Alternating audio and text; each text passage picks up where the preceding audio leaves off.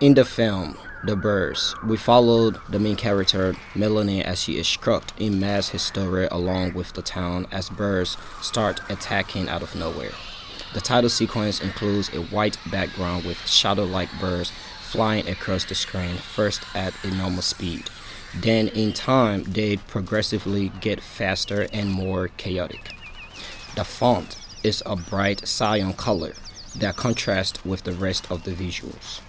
The names and the title scramble or chip away as they disappear like a bird is picking away at them. We hear just the sound of birds flying throughout the whole sequence. No music, just chipping and flapping wings.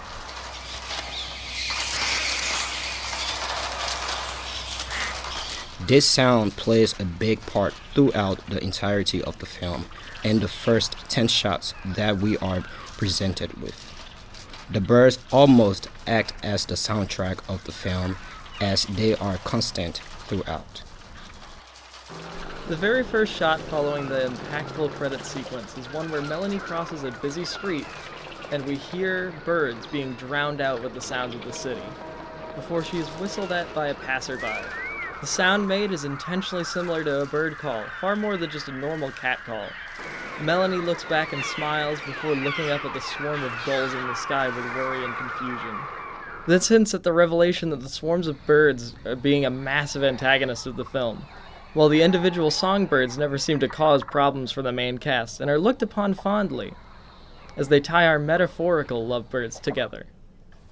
The second shot shows the full sky of the birds in a sort of chaotic fashion, which is the first time that we see them this way in the film.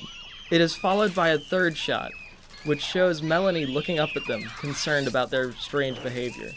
As Melanie enters the store in the fourth shot, the birds get noticeably louder as they begin to flood the screen, and our ears making the audience notice that they are a big part of this film.